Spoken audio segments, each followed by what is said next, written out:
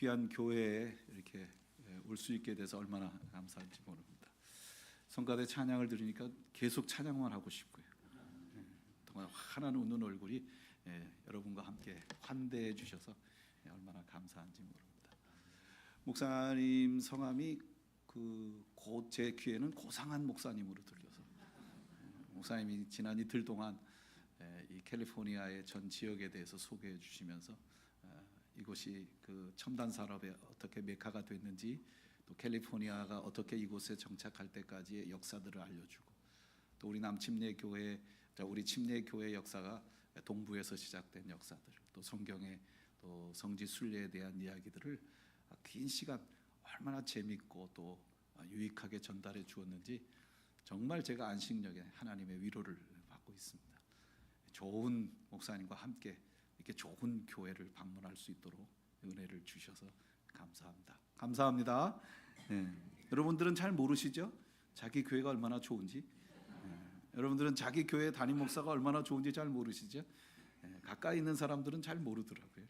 어쩌다 만나는 사람들은 정말 귀한 것을 압니다.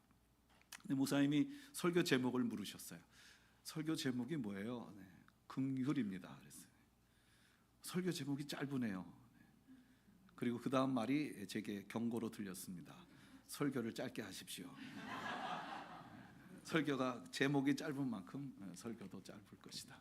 저도 대꾸했습니다. 마음은 온이로되 육신이 약하도다.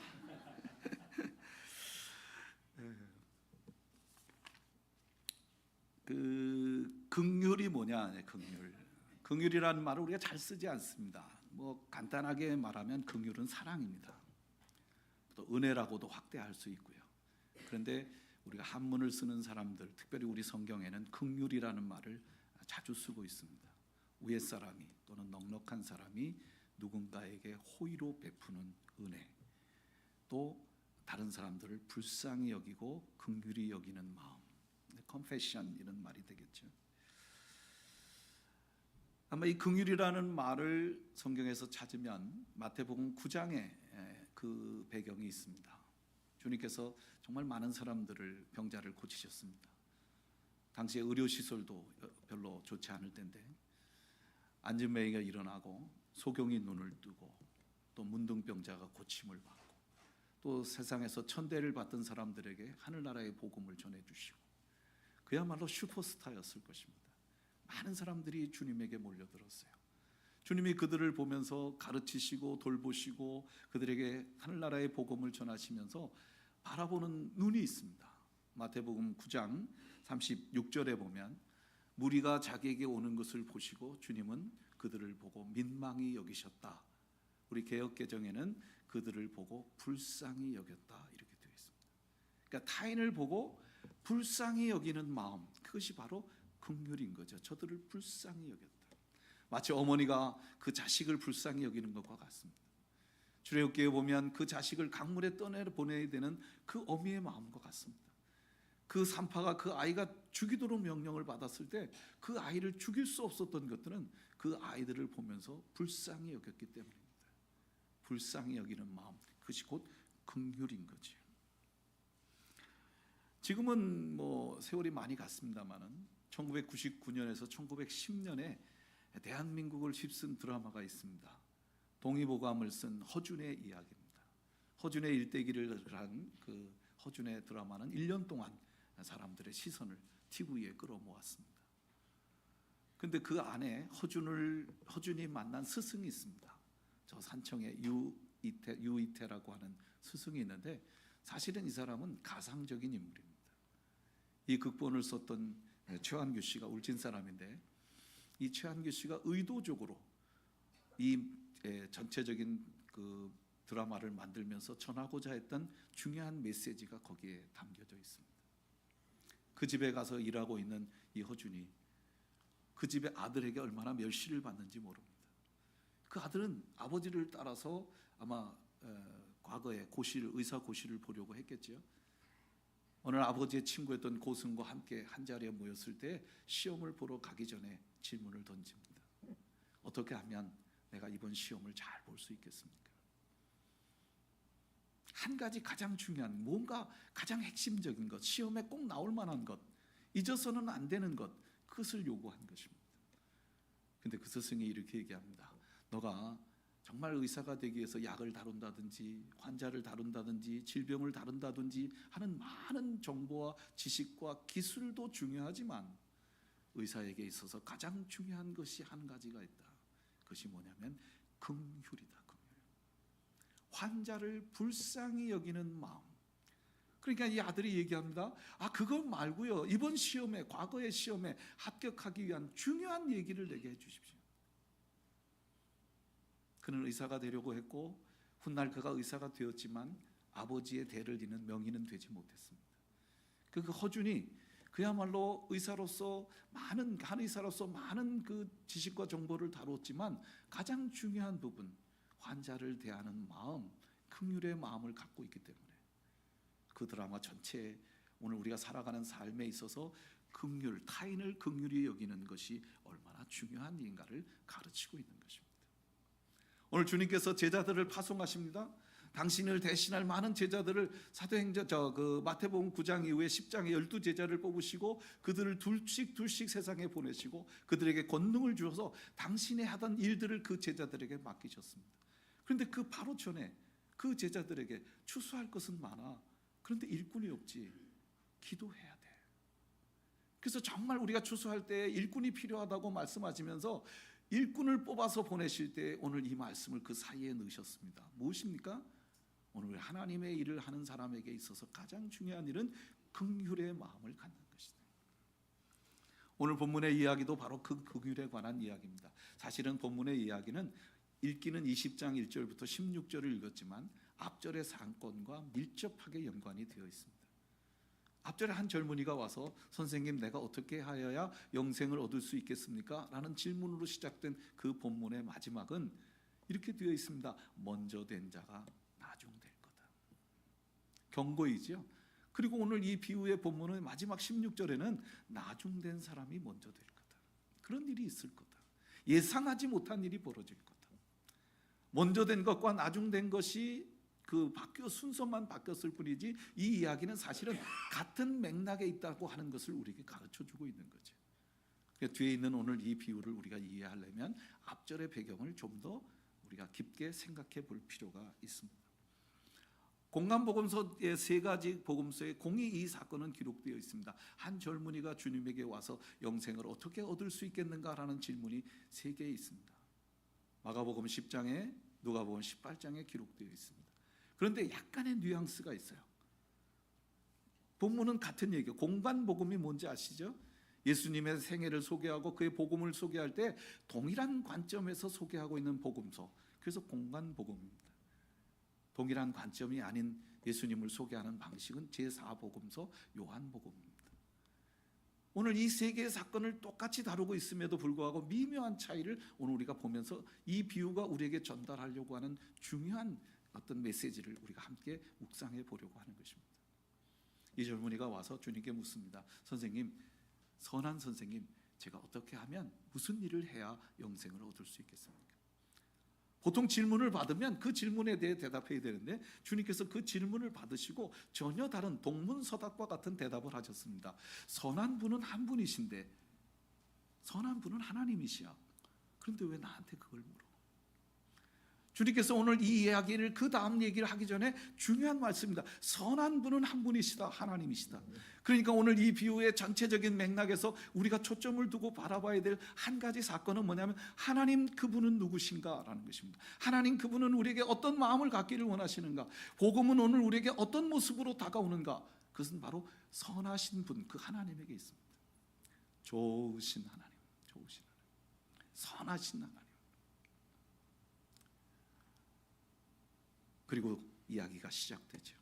목사님이 여행하면서 아는 만큼 보인다 그러시다. 아는 만큼 보인다. 제가 아는 만큼 우리가 질문할 수 있습니다. 이 질문의 방식을 통해서 주님은 사실 성경 공부를 하고 있는 거죠. 주님은 질문의 방식을 통해 이들에게 또다시 자신이 전하고 싶은 중요한 메시지를 전하고 있는 것입니다. 살인하지 말라, 간음하지 말라, 도둑질하지 말라, 거짓 증거하지 말라, 내 부모를 공경하라, 아버지 어머니 공경하라. 세계복음서에 이 사건이 기록되어 있어요. 그런데 마태복음에는 또 한 가지가 계명이 기록되어 있습니다. 내 이웃을 내 몸같이 사랑하라. 주님이 오늘 이 젊은이에게 말씀하신 이유는 이 말씀이 네가 지금까지 배워왔던 그 말씀을 다시 주님의 입으로 반복한 것뿐입니다. 새로운 것을 말한 것이 아니라 하나님의 말씀, 이 계명을 지키는 것이 중요하다라고 말합니다. 이 젊은이 대답이 정말 기가 막힙니다. 선생님, 그것은 제가 어려서부터 지켰습니다. 어려서부터 이 말씀을 지키는 일이 쉽겠습니까? 그래서 마가복음에는 선생님, 내가 이 모든 말씀을 지켰습니다 라는 말을 들으시고 예수님께서 그를 보고 사랑하셨다. 얼마나 괜찮은 젊은이겠습니까? 보통 젊은이들이 여러분 정말 하나님의 나라, 인생의 목적에 대한 관심이 있겠습니까? 영생에 대해서 관심을 갖겠습니까? 영적인 진리에 그들의 생애의 궁금증을, 호기심을 거기에 갖다가 두겠습니까? 근데 이 젊은이가 바로 그런 질문을 던졌어요. 더군다나 그는 어려서부터 그 말씀을 잘 지켰다는 거예요. 사춘기도 겪었을 텐데, 적어도 어린 나이에는 부모님의 기대와 다르게 적어도 이런 교육을 받았고 이런 삶을 살았다면 꽤 괜찮은 집에서 살지 않았겠습니까? 그런데 방황은 한 번쯤 했을 만한데 그는 어려서부터 이 계명을 잘 지켰다고 말합니다. 사랑스럽지요. 정말 모범생이지요. 여러분이 잘 아는 대로 아브라함이 이삭을 하나님 앞에 드리라고 그럴 때 아브라함이 이삭을 그렇게 드릴 수 있었던 두 가지 이유 아시나요? 첫 번째는 뭐냐면 손주가 아니고 아들이었기 때문이다. 손주를 낳아본 사람들은 압니다. 아들은 바칠 수 있어도 손주는 못 바치는 거지. 두 번째 이유를 아십니까? 두 번째 이유는 그때의 이삭의 나이가 17살쯤 되었습니다. 사춘기이기 때문에 부모 속을 얼마나 썩이는지 저 녀석 들여버리자, 아마 그렇게 결정했을 거라는 거예요. 그러니까 이 자녀가 클 때 보통 우리가 성장기의 아이들이 우리가 어떤 권위에 도전하거나 어떤 계명을 벗어나는 일은 익숙하거나 흔히 경험할 수 있는 일일 거라는 거예요. 그런데 이 젊은이는 어려서부터 그 말씀을 잘 지켰습니다. 얼마나 모범생이겠습니까? 얼마나 사랑스럽겠습니까? 너 참 잘했어, 이렇게 끝나야 되는데 주님께서 이 비유를 이어가십니다. 네가 온전하고자 할진대 내 재산을 팔아서 가난한 자에게 주고 너는 나를 따라오너라. 얼마나 충격적이에요. 그리고 이 말을 들은 이 젊은이는 재산이 많은 고로 근심하며 돌아갔더라. 이 본문의 말씀을 우리가 주님 앞에 나갈 때 우리의 인생을 전적으로 주님 앞에 헌신해야 됩니다. 복음을 위해서 우리가 정말 레디컬하게 우리가 헌신해야 됩니다. 오늘 복음이 너무나 순화되어져서 농도가 너무 떨어져서 다시 한번 이 사회를 변혁시킬 급진적인 복음으로 돌아가야 됩니다. 이렇게 해석할 수 있지 않겠습니까? 그러나 맥락을 잘 읽어보면 주님의 마음은 반대 있습니다. 이 젊은이로 하여금 뭔가에 도달하도록, 좀 더 온전한 것에 도달하도록 하려고 하는 주님의 의지가 그곳에 있는 것입니다. 이 젊은이가 돌아가고 제자들이 보며 주님께서 아마 그렇게 말씀하셨어요. 부자가 천국에 들어가기 얼마나 어려운지 낙타가 바늘기로 들어가는 것 같아. 그것보다 어려워. 그 말을 들은 제자가 너무 놀랐습니다. 그러면 선생님, 누가 천국에 들어갈 수 있겠습니까? 사람으로는 할 수 없지만 하나님으로 할 수 있다. 사람이 어떤 수고를 하거나 깨달음을 얻거나 선행을 하거나 봉사를 하거나 그것으로 우리가 구원받는 것이 아니라 하나님이 하시는 일, 선하신 하나님이 우리에게 베푸실 일이 무엇인가를 주님께서 이미 알고 계신 거지.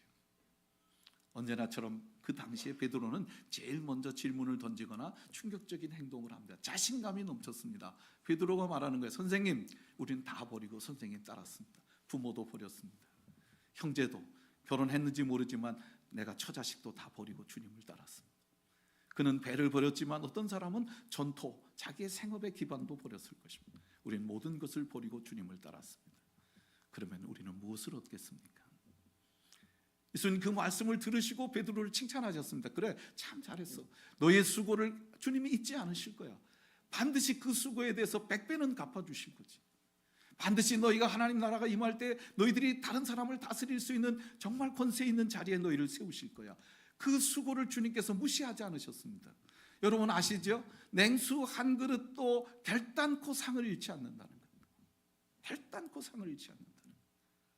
그리고 난 다음에 주님 그렇게 인정하시고 난 다음에 경고를 주신 것입니다. 그런데 기억해, 먼저 된 사람 중에 나중 될 사람이 있을 거예요. 그러니까 이 부자 청년에게나 이 베드로에게나 주님은 무엇인가를 더 온전한 것을 전하고 싶었습니다. 외형적으로 나타난 어려서부터의 말씀을 듣고 순종하는 삶, 주님을 위해서 우리 자신을 포기하고 헌신하는 삶을 부정한 것이 아니라 그것도 아주 가치 있는 삶이지만 좀 더 본질적으로 중요한 것에 이 사람들이 관심을 갖고 나가기를 주님은 원하신 것입니다. 그래서 오늘 천국은 마치 이와 같은데 라고 비유가 이루어진 거죠. 어떤 사람이 나가서 이 포도밭 주인이 일꾼을 얻으러 나갑니다. 언제나처럼 이 포도밭 주인은 부자이고 그리고 하루하루를 벌어서 먹고 살아야 될 일용직들이 나가서 길거리에 서 있는 거죠. 아침 일찍 나갔습니다. 성경대로 이른 아침이니까 해 뜨는 시간일 것입니다. 해가 몇 시에 뜨는지 알 수 없지만 한 6시쯤 되겠죠. 6시쯤 나가서 그 일꾼들을 골랐습니다. 그리고 자기 밭에 일꾼으로 썼습니다. 당시의 일꾼들은 한 데나리온, 하루의 값이 한 데나리온, 노동자의 한 몫입니다. 그들은 당연히 주인과 그렇게 계약하고 포도밭에 들어갔어요. 그런데 일상적이지 않은 일이 오늘 이 본문에 드러납니다. 주인이 나가서 한 9시에 나가보니까 여전히 길가에 놀고 있는 사람이 있습니다. 당신 왜 아직도 놀고 있어? 써주는 사람이 없습니다. 그래? 우리 포도밭에 가서 일해. 11시에 나갔는데 또 놀고 있는 사람이 있어요. 당신 왜 여기 있어? 12시에 나갔는데 아직도 놀고 있는 사람이 있어요. 아니 왜 여기 있어? 하루 해가 중천에 떴는데 써주는 사람이 없습니다. 우리 밭에 들어가. 해가 지고 오후 3시가 됐는데 누가 일꾼을 찾으러 나가겠습니까? 근데 이 주인이, 오늘 이 비유의 주인은 나가서 오후 3시쯤 나갔는데도 여전히 놀고 있는 일꾼을 만납니다. 그 일꾼을 자기 포도밭에 일하는 일꾼으로 썼습니다. 더 놀라운 일은 5시, 해지기 1시간 전쯤에 나갔는데 여전히 놀고 있는 일꾼들이 있었습니다. 당신 왜 여기 놀고 있어? 써주는 사람이 없지요. 그때 주인은 그 사람을 보았습니다. 포도밭에서 일할 때 하루를 일해야 되는, 하루를 일하지 못하고 한 데나리온을 그가 벌지 못하면 그가 돌아가서 그 가족들과 함께 하루를 또 어떻게 살아가지? 주인의 눈에는 그 사람의 삶이 보였고 그의 가족들이 보였습니다. 우리 집으로, 우리 밭으로 들어와 일해.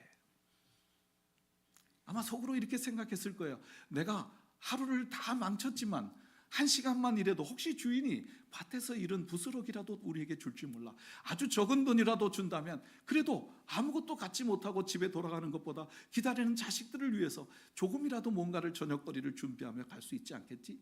이런 생각을 하고 포도밭에 갔을지 모르겠습니다. 하루를 다 마치고 해가 질 때 주인은 사람들을 불러서 품꾼들에게 임금을 주도록 가인에게 시켰습니다. 먼저 온 5시에 온 사람부터 주었습니다. 5시에 온 사람이 봉급을 받을 때 옆에 사람들이 쳐다봅니다. 저 사람 얼마나 줄까? 1시간 일했는데 얼마나 줄까? 그런데 놀라운 일이 벌어진 거예요. 그에게 한 데나리온을 주었습니다. 깜짝 놀란 거죠. 그럼 뒤에 사람들이 기대를 갖는 거죠. 저 사람이 한 데나리온을 받았다면 나는 조금 더 받을 거야. 그런데 3시에 온 사람도 역시 한 데나리온이었습니다. 좀 불평스럽지만 50보 100보지 3시나 5시나 아마 그렇게 생각하고 아쉬운 마음으로 한 데나리온을 받았을 것입니다. 12시에 온 사람은 기대를 갖습니다. 그래도 나는 하루의 절반을 일했어. 내가 적어도 이 절반을 일했다면 한 데나리온이 아니라 50%의 임금을 더 줄 것이야. 그렇지 않더라도 조금의 임금의 그 보너스는 있겠지. 그런 기대를 가졌을 거예요. 그런데 12시에 온 사람도 여전히 한 데나리온이었습니다. 9시에 온 사람도. 더 놀라운 일은 아침 일찍 온 사람에게도 한 데나리온이 주어졌습니다. 옆에서 지켜보던 사람들의 얼굴이 변해갑니다. 입이 삐죽거리고 눈에 불평이 가득하고, 그리고 어떤 사람들은 몸으로 툴툴거리고, 그 가운데 아침 일찍에 온 사람은 모든 사람들의 기대를 가지고 주인에게 항의하는 거죠. 데모하는 거지. 아니 하루 종일 내가 추위와 저 더위와 이 수고를 견딘 우리들에게 한 데나리온을 저 사람과 똑같이 주는 것이 합당합니까? 나머지 사람은 이 항거하는 사람을 보며 박수를 칠 것입니다. 그 말을 누가 해주기를 기대했는데 우리는 늦게 왔잖아. 우리는 그럴 만한 자격이 없잖아. 그런데 아침 일찍 온 사람은 그런 말을 할 자격이 있을 거야. 저 사람이라면 주인의 말을 들을 거고, 주인은 아마 그 말을 듣고 미안해, 내가 생각 잘못했네, 그리고 조금씩 우리에게 더 줄 줄 몰라 라고 부스러기를 기대했을지 모릅니다. 그런데 아침 일찍 온 사람에게 주님 얘기합니다. 너에게 한 데나리온 주는 것, 그것이 정당하다는 것입니다. 너하고 나하고 하루의 품삯을 계약할 때 우리 밭에 일하면 하루 일할 몫을 내가 주는 것, 그건 너하고 나하고의 계약이야. 그러나 오늘 1시간 일한 사람에게 내가 더 주는 건 내 마음이, 내 것 가지고 내 마음대로 하는 거야. 내 것을 가지고 주는데 내가 이렇게 착한 마음을 가지고 선을 행하는 것이 불공평하냐? 정의롭지 못하냐? 라고 묻는 거죠. 이것이 공평하지 못한 처사냐? 앞에 주님이 선하시다는 말을 기억하시죠? 그리고 내 것을 사람으로는 할 수 없되 하나님으로 하실 수 있다고 하신 말씀을 기억하시죠? 주님이 선하시다, 주인이 선하시다라는 말씀을 여러분 이어갈 것입니다. 주인은 선한 마음으로 오늘 이 사람에게 자비를 베푼 것입니다. 이것이 긍휼입니다. 헨리 나우엔이 얘기했습니다. 99마리의 양을 버려두고 한 마리의 양을 찾아가는 것은 계산이 아니다. 그것은 사랑하는 마음. 제가 어떤 분의 주석을 읽은 적이 있습니다. 그 한 마리를 찾아가는 이유는 그 한 마리 양이 양들의 리더이기 때문에, 아주 중요한 리더이기 때문에 주인은 그 양을 찾을 수밖에 없었다. 가성비 있는 얘기일 수는 있을지 모르지만, 그러나 이야기의 맥락상 전혀 동의할 수 없는 해석입니다. 왜냐하면 그 비유는 오늘 주님에게 왔던 세리와 창기들을 보고 불쌍히 여기셔서 하늘나라의 복음을 전하고 계실 때 바리새인과 서기관들이 주님에게 불평한 것을 보고 주님 말씀하셨기 때문입니다. 그들은 잃어버린 사람들이야. 아버지의 재산을 창기와 함께 먹어버렸어. 그러나 문 밖에 서서 나는 들어갈 수 없어요, 친구들과 함께 나에게 염소 새끼 잡아둔 적도 없는 아버지, 불공평하시잖아요, 이렇게 말하는 형을 아버지는 설득합니다. 그 녀석은 잃어버렸던 자식이에요. 그 녀석은 죽었을지도, 죽었다고 생각한 자식이에요. 그가 돌아왔음에 소 한 마리 잡는 것이 합당하지 않겠느냐? 합당하지 않겠느냐? 오늘 이 사람들은 주인이 불공평하다고 생각했습니다. 그러나 주인은 뭐라고 말하냐면, 내가 선함으로 너희가 나를 악하게 보느냐? 본문이 우리에게 주는 이 경고를 우리는 두 가지로 기억할 수 있습니다. 우리가 다른 사람은 몰라도 함께 하루를 살아가며 하루의 품삯으로 가족들을 먹여 살려야 했던 처절한 인생을 살아가던 이들이 최소한 5시에 온 사람을 보며 같은 마음으로 공감했어야 되지 않겠습니까? 부자로 살거나 넉넉한 사람은 몰라도 함께 동일한 형편에서 인생을 살았던 그들은 함께 그 아픔을 공유하면서 참 잘했어, 정말 다행이야, 그 주인을 정말 칭찬해야 옳지 않겠습니까? 그들이 바라본 것은 자기에게 주어진 봉급만 바라봤습니다. 그들은 더 많은 것을 기대했습니다. 그렇기 때문에 오늘 그가 주인이 바라보고 가족들에게 돌아가서 하루를 살아갈 것이 없는 이 사람의 불쌍한 인생을 볼 수 있는 눈이 그에게는 없었습니다. 우리에게 긍휼이 필요한 이유가 여기에 있는 거죠. 하나님, 종종 우리가 믿음으로 살아가는 동안 이 부자 청년과 같을 때가 있습니다. 어려서부터 율법을 잘 지키고 어려서부터 명을 어긴 적이 없고, 그래서 모든 사람의 칭찬을 받고 사랑을 받을 만한 사람처럼 우리의 인생을 살아갈 수 있습니다. 그것이 틀렸다는 것이 아닙니다. 그렇게 살지 말라는 것이 아닙니다. 오히려 그렇게 살아야 합니다. 사랑받고 칭찬받을 만한 인생입니다. 그러나 사랑받고 칭찬받을 사람이 빠질 수 있는 함정 중에 하나가 뭐냐면, 타인을 긍휼히 여기는 마음을 배우지 못하는 것입니다. 아니, 그들이 못 배운 것은 둘째 치더라도 때로 오늘 우리가 동일한 형편에 있음에도 불구하고 우리는 그러한 마음을 갖지 못할 때가 얼마나 많이 있는지 모릅니다. 주인은 몰라도 함께 일한 일꾼들은 기뻐해야 되지 않았겠습니까? 참 잘됐네, 참 잘됐네, 오늘 당신 가족도 먹을 게 있겠어.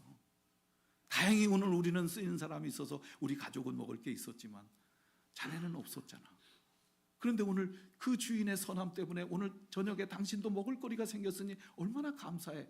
그렇게 오늘 해석되어져야 될 이 사건이 오늘 우리들이 일상적으로 경험하는 우리들의 모습과 전혀 다르지 않은 모습으로 오늘 여기 고발되고 있는 것입니다. 하나님, 오늘 우리가 이것을 배울 수 있도록, 긍휼의 마음을 배울 수 있도록 은혜를 베풀어 주시옵소서. 제가 오늘 목사님이 저희를 안내해 주어서 스탠포드 대학을 방문했습니다. 그리고 그 스탠포드 대학이 설립된 배경과 그 이야기들을 쭉 들었습니다. 그리고 그 교회 앞에 믿음과 소망과 사랑의 천사 뒤에 자비의 천사가 있는 네 번째 천사를 보았습니다.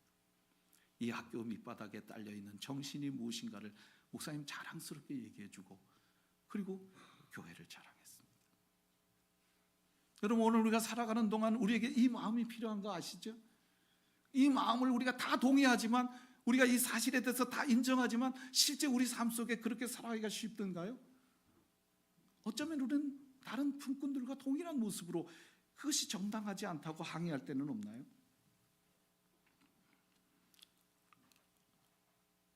종종 우리 가운데 한국의 한 사상가가 이런 말을 한 적이 있습니다. 머리 좋은 것보다 마음 좋은 것이 낫고, 마음 좋은 것이 손발 좋은 것보다 못하고, 그리고 손이 좋은 것은 발이 좋은 것만 못하다. 그 말의 뜻은 무엇이냐면, 우리가 긍휼이라는 말을 머리로 이해하는 것이 쉽지 않습니다. 왜냐하면 우리는 계산이 빠르기 때문에. 오늘 이 주인에게 항의하는 것처럼 이렇게 계산하고 이런 방식으로 삶을 사는 것은 정당하거나 정의롭지 않은 방식이기 때문입니다. 그런데 그걸 내가 지적으로 동의하고 긍휼과 자비의 삶이 옳다고 인정하는 것이 쉽지 않다는 것입니다. 그런데 어려운 건 뭐냐면, 그것이 우리 마음으로 와서 마음으로 감동하고 감격하고 동의하는 것, 그것이 어렵다는 것입니다. 그러니까 마음이 좋은 것이 머리 좋은 것보다 나은 거죠. 김수환 추기경이 얘기했습니다. 머리부터 가슴까지는 30cm밖에 되지 않지만 인생을 살아가는 동안 가장 긴 여행이다. 머리로 깨달은 것을 우리 가슴으로 느끼고 공감하는 이 여행이야말로 우리가 일생도록 가는 여행 중에 최고의 먼 여행이라는 것입니다. 그런데 더 어려운 것은 뭐냐면, 그 가슴에 있는 것이 우리의 손으로 움직여서 봉사의 삶을 살아가는 것이 어렵습니다. 누가복음 10장에 똑같은 얘기가 나오죠. 선한 사마리아 사람의 비유입니다. 최고의 계명이 하나님을 사랑하고 이웃을 사랑하는 것이라고 말할 때, 주님께서는 그 대답을 잘한 율법 학자에게 또 다른 말씀으로 도전하셨습니다. 우리가 가지고 있는 시선이 얼마나 중요한가, 이웃을 대하는 시선이 얼마나 중요한가 라고 하는 강조점과 함께 또 하나의 비유는, 가서 너도 이와 같이 행하라. 느끼는 데까지 올 수 있어요. 동의할 수 있어요. 그러나 손이 되어서 실천하는 자리에 이르기는 정말 어렵습니다. 인도에 가면 빈민의 집이 있습니다. 캘커타 빈민의 집, 마더 테레사 수녀님이 운영하는, 우리로 말하면 빈민들의 모임입니다. 하루는 이 캘커타 어린이집에, 저 빈민의 집에 설탕이 떨어졌다는 광고가 있어요. 캘커타 온 시내에 그 광고가 되었습니다. 오늘 여기 설탕이 떨어졌어요. 여러분 설탕 가지고 계신 분 중에 이 빈민들을 위해서 설탕을 좀 보내주세요. 광고가 캘커타 온 시내에 퍼졌습니다. 그날 저녁에 어린아이 하나가 밥을 먹는데 엄마에게 물어요. 엄마, 내가 사흘분 설탕을 먹으면 얼마나 되지? 그래서 밥을 먹다 옆에 있는 그 하얀 그 손수건에다가 설탕을 엄마가 3숟갈을 퍼줬습니다. 네가 먹는 거 3일 정도는 이 정도는 될 거야. 그 송이에 딴 설탕을 싸서 들고 그 빈민의 집에 아이가 옵니다. 사람들이 물었어요. 사랑이 뭡니까? 사랑은 오래 참고, 사랑은 온유하고, 사랑은 불의를 참지 않고, 사랑은 무례히 행치 않고, 모든 것을 참고 모든 것을 견디며, 얼마든지 추상적인 설명이 가능합니다. 그런데 그분이 이렇게 얘기했습니다. 사랑은 사흘분의 설탕입니다. 그리고 이 이야기를 한 거예요. 모든 사람이 광고를 들었지만 그 광고를 듣고 타인의 긍휼함에, 부족함에 자기의 삶으로 자기의 몫을 떼는 것은 별개의 문제라는 거죠. 머리가 좋아서 깨달을 수 있고 동의할 수 있습니다. 가슴에 감동을 받고 그것 때문에 눈물도 흘릴 수 있습니다. 그런데 문제는 뭐냐면 실제로 그 일에 참여하는 것은 그렇게 많지 않다는 것입니다. 더 어려운 일은 무엇입니까? 바로 발이 좋은 것입니다. 발이 좋다는 말을 이해할 수가 어려웠어요. 근데 이 말은 뭐냐면 동일한 입장에서 보는 것입니다. 같은 스탠스를 유지하는 거예요. 우리말로 표현하면 과부의 심정은 과부가 알고 그리고 호레비의 심정은 호레비가 안다는 말이 있습니다. 오래된 속담이지만 그 말은 뭐냐면 아픔을 겪어본 사람이 아픔을 아는 것입니다. 동일한 아픔을 겪은 사람은 타인의 고통을 바라보는 시선이 달라지는 것입니다. 때로 우리 그리스도인의 삶에도 생각지 못하는 아픔이 올 때가 있습니다. 우리는 그 아픔을 가능하면 피해가고 가능하면 오지 않기를 원하지만 우리 인생이라는 게 그렇게 만만하지 않다는 것을 여러분 살아보셨으니까 알 거예요. 누군가 보기에 가능하지만 그 가정 속에 들어가면 깊은 곳에, 아니면 오늘 우리 집을 떠나간 우리 형제들 속에, 이웃들 속에 생각지 못한 말로 다 할 수 없는 인생의 아픔이 있는 것이 우리들의 삶입니다. 하나님은 때로 우리들에게 왜 이 아픔을 허락하실까요? 그 아픔이 바로 우리가 타인의 아픔을 이해하는, 타인의 고통을 이해하는 중요한 통로가 되기 때문입니다. 나는 오늘 선교제일교회가 지금까지도 정말 선교를 위해서 많은 봉사와 헌신으로 정말 자랑스러운 교회인 것을 와서 보고 너무너무 감사하고 정말 너무 많은 큰 은혜를 받고 가지만 모두가 다 손발이 좋은 교인이 되기를 주의 이름으로 축복합니다. 하나님, 오늘도 우리에게는 조금 더의 깊이가 필요합니다. 조금 더의 온전함이 필요합니다. 내가 온전하고자 할진대 베드로에게 칭찬하시고도 그리고 너에게 경고로 주시는 말씀 속에 단지 우리가 외적으로 나타난 우리의 수고와 헌신 외에 더 깊이 있게 알아야 될 뭔가를 우리에게 말씀해 주고 있습니다. 어느 날 우리가 주님 앞에 섰을 때 받을 수 없는 하나님의 은혜를 받은 사람으로, 어쩌면 우리가 오후 5시에 온 사람처럼 우리의 인생에도 그 주님의 긍휼과 자비가 필요한 사람이었다는 걸 우리가 아는 거죠. 그것이 나만이 아니라 오늘 이 땅의 많은 사람들 가운데 선하신 하나님의 긍휼과 자비가, 이 십자가의 은혜가 얼마나 많은 사람들에게 필요한 것을 내가 경험하고 난 다음에 비로소 우리가 깨닫게 되는 거죠. 그래서 비로소 우리의 손발을 펴고 그들에게도 이 동일한 하나님의 선하심이 흘러가게 하기를 원하는 것입니다. 우리나라에 불려지는 복음성가 가운데 이런 찬송이 있습니다. 아버지, 당신의 마음이 있는 곳에 나의 마음이 있기를 원해요. 아버지, 당신의 눈물이 있는 곳에 나의 눈물이 고이기를 원해요. 아버지, 당신이 바라보는 영혼에게 나의 두 눈이 향하기를 원해요. 아버지, 당신이 울고 있는 어두운 밤에 나의 두 발이 향하기를 원해요. 나의 마음이 아버지의 마음을 닮아 내 모든 뜻 아버지의 뜻이 되고 그 내 온몸이 아버지 마음을 알아 내 모든 삶이 당신의 삶이 되기를 원해요. 아버지, 당신의 마음이 있는 곳에 나의 마음이 있기를 원해요. 아버지, 당신의, 찬송이 잘 안 나오네. 아시나요? 네. 나중에 불러보세요. 오늘 우리 진흥 원장님이 한국에 이야기를 했습니다. 1953년 우리 진흥원이 시작된 날, 한국이 어땠을까요? 아마 이렇게 소개하면 그 상황을 이해할 수 있을지 모르겠습니다. 김장하 목사님이 결혼했던 투르디 여사와 함께 아마 이 캘리포니아에서 출발했을지 모르겠습니다. 목사님이 태평양을 건너는 유일한 항구였다고, 그 시절에. 그리고 부산항에 도착했습니다. 밤에 도착했는데 산 등성이에 불빛이 가득합니다. 얼마나 아름다운지. 부산 야경이 너무 아름다웠습니다. 그러나 아침에 일어나고 난 다음에 놀랐습니다. 그것은 판잣집이었습니다. 전쟁 후에 그 가난한 땅, 아마 두 간호사는 침례병원에 파송된 봉사자였을 것입니다.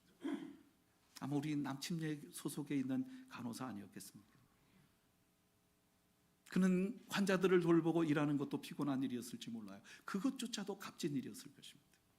그런데 어느 날 그의 눈에 길거리에 있는 아이들이 보였습니다. 할 일이 없는 아이들, 헐벗은 아이들, 먹을 것이 없는 아이들, 인생에 소망이 없는 아이들, 그들의 눈에 그들이 보였습니다. 그들은 자기의 봉급을 털어서 공과를 번역하고 그들을 가르치고 그 아이들을 모으기 위해서 간식을 주고 구름같이 몰려든 아이들을 혼자 감당할 수 없어서 선교부에 요청하고 미남 침례교회는 그들을 위해서 한국 침례교 진흥원이 세워질 기초를 마련해 주었습니다. 우린 지금 많은 일을 합니다. 원장은 저보다 배짱이 좋아요. 키도 작은데 맨날 적자인데도 막 갖다가 공과 무상으로 주자고, 안 된다고 그래도 그건 우리가 해야 된다고, 우리 교단에 이 진흥원이 생길 때 우리의 정신이었다고, 이것만큼은 포기할 수 없다고. 그 사인해야 되잖아요. 제가 안 할 수 없잖아요. 나보다 배짱이 좋아요. 근데 우리가 많은 일을 할 것입니다. 더 많은 일을 하고 그때에 비하면 지금 우리는 많은 것이 좋아졌습니다. 여전히 많은 리스크에도 불구하고 일을 계속하는 이유가 어디 있습니까? 남들은 보지 못하는 것을 찾아내고 그것 때문에 많은 출혈을 거쳐가면서 그 일을 해야 될 이유가 어디 있겠습니까? 딱 하나, 불쌍히 여기는 마음.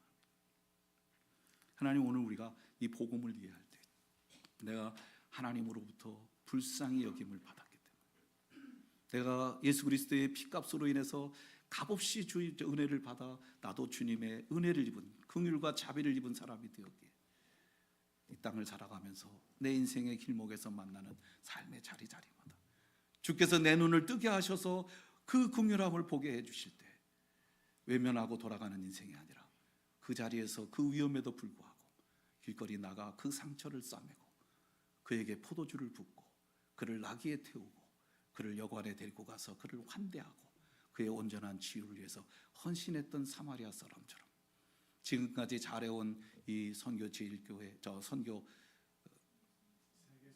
세계 선교교회, 죄송합니다. 제가 자꾸 우리 이웃교회가 제1교회라서 세계 선교교회가 이 일들을 주님의 마음을 품고 정말 잘해줄 수 있기를 주의 이름으로 부탁을 드립니다.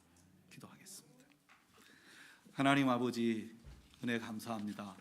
오늘 함께 예배의 자리에서 십자가를 바라봅니다. 나를 위해 죽으신 주님의 십자가, 화목제물이 되셔서 우리를 위해 내어주신 십자가, 세상이 우리를 외면하고 우리가 삶의 의미가 없이 돌아다닐 때 우리를 긍휼히 여기셔서 당신의 하나밖에 없는 아들로 화목제물 삼으셔서 생명의 길을 열어주셨던 그 길을 바라보고 우리가 그 은혜 앞에 나갑니다. 잊을까 봐 매일매일 예배의 날을 정하고 우리가 그 은혜를 잊을까 봐 말씀을 상고하며 십자가 앞으로 나갑니다. 하나님, 오늘도 그 은혜가 우리 속에 살아있게 하시고 그것이 우리 속에만 머무는 것이 아니라 우리도 주님의 마음을 가지고 이 땅을 바라보게 하시고 주님의 눈물이 있는 곳에, 주님의 관심 있는 곳에 우리의 손발이 다가갈 수 있도록 믿음의 은혜와 용기를 더하여 주시옵소서. 예수님의 이름으로 간절히 기도하옵나이다.